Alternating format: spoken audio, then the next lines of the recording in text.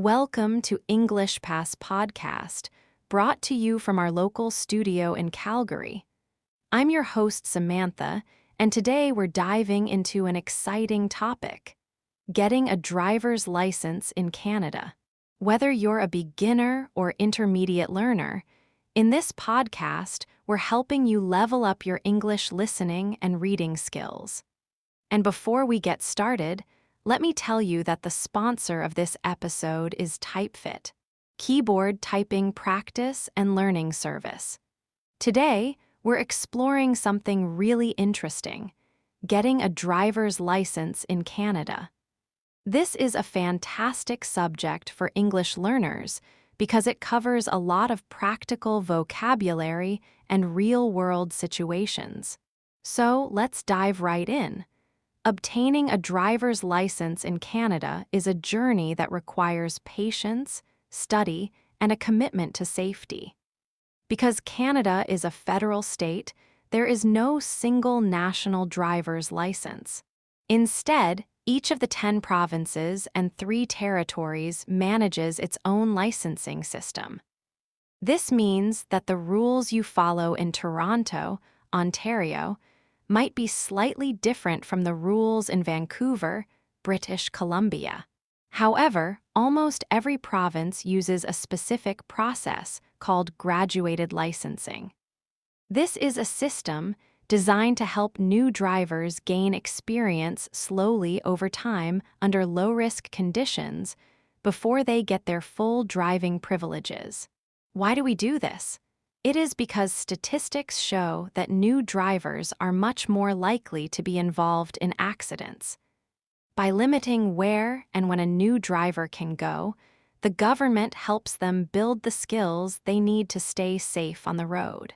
If you are just starting out, your first step is usually to prove who you are. In Canada, you cannot simply walk into a testing center and ask for a license. You must provide official documents like a passport, a permanent resident card, or a study permit. Once your identity is confirmed, you will face your first major hurdle: the written knowledge test. This test usually covers 2 main areas: the rules of the road and the meanings of various traffic signs. For example, imagine a newcomer named Ahmed who just moved to Calgary, Alberta. Ahmed must study a thick handbook to learn that a flashing green light in his province might mean something different than it does in a neighboring province.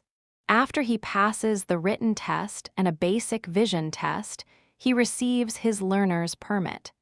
This is the first stage of graduated licensing, and it comes with many rules.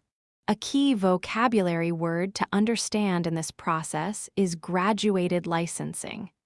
As mentioned, it refers to a step-by-step method of earning a license. In Ontario, for instance, the first level is called a GON license. When you have a GON, you are a learner. You cannot drive alone. You must always have a fully licensed driver with at least 4 years of experience sitting in the front passenger seat.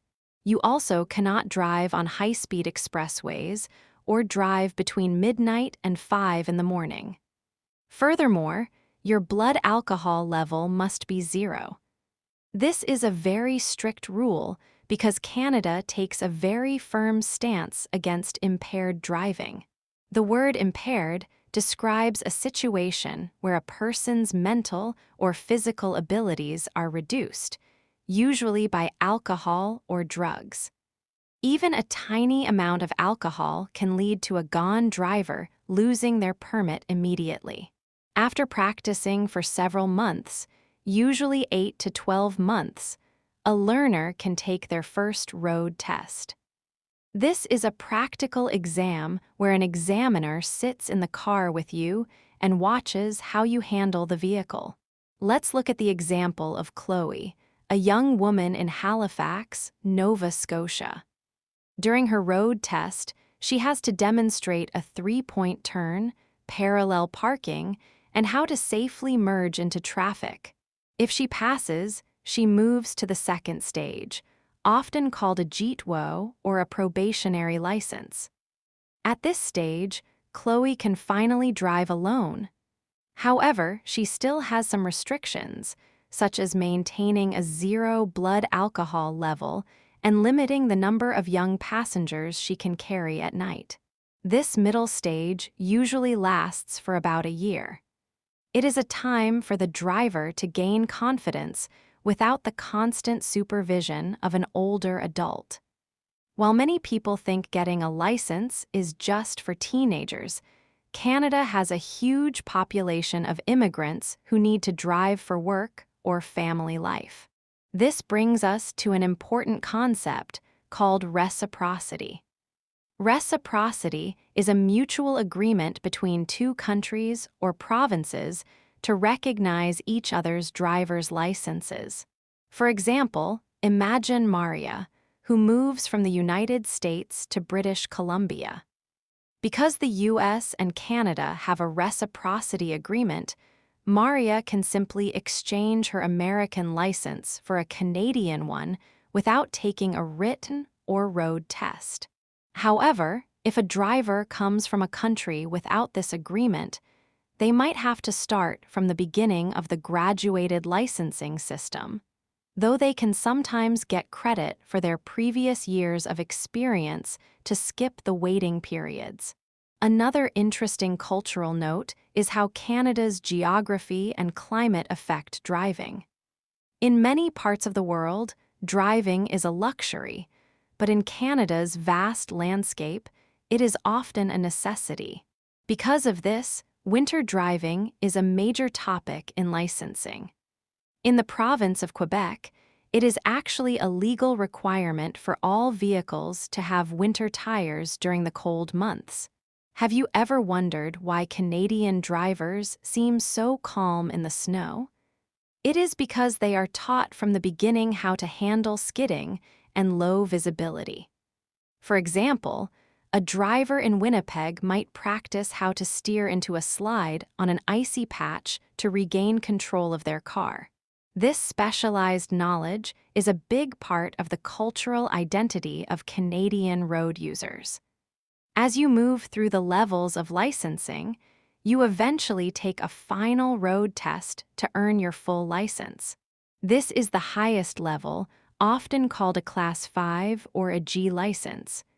Once you have this, most of your restrictions are lifted. However, you must still follow the law to keep your license. This is where the concept of demerit points comes in. Demerit points are penalty points that the government adds to your driving record if you are caught breaking traffic laws. For instance, if David is caught speeding in Vancouver, the police will give him a ticket and add points to his record. If he gets too many points, the government can take away his license entirely. It is a way of tracking a driver's behavior over several years to ensure they remain responsible. One common misconception is that once you have a license, you can drive any vehicle. This is not true. Licenses come with different classes and endorsements. An endorsement is a specific authorization added to a license that allows you to do something extra, like drive a motorcycle or a truck with air brakes. If you want to drive a large school bus or a massive tractor-trailer, you need to go through a completely separate testing process with much higher standards. Driving in Canada also requires a deep understanding of safety regarding a pedestrian. A pedestrian is any person who is walking near or across a road. In Canadian cities, pedestrians usually have the right of way at intersections.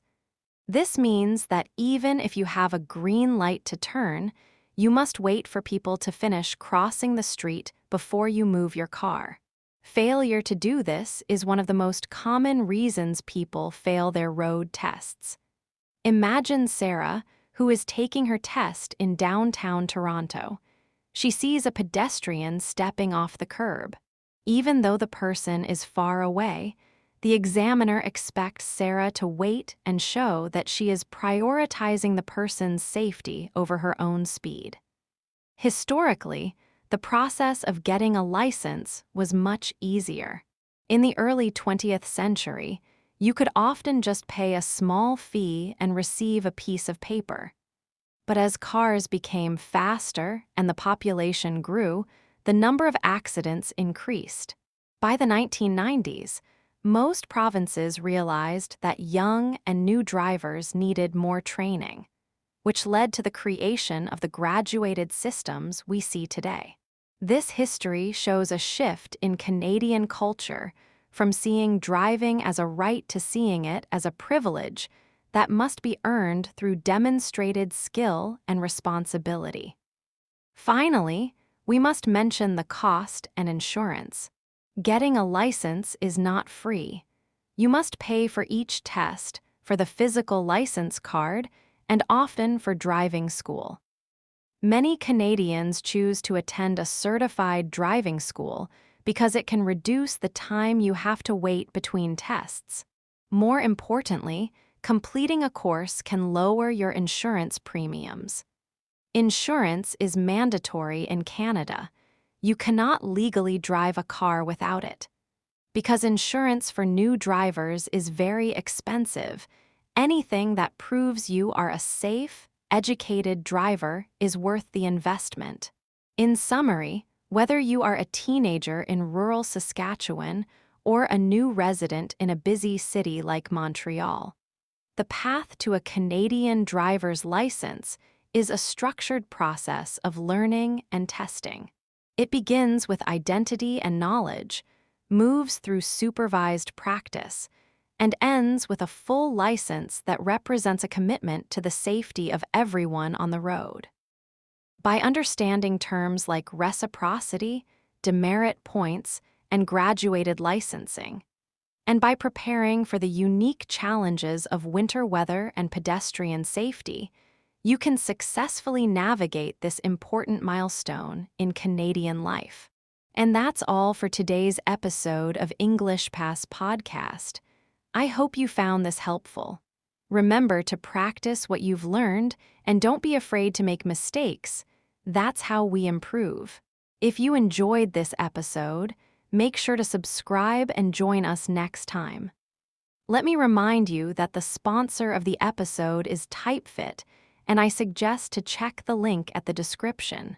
I'm Samantha, and I'm excited to be your host for many more fascinating episodes to come.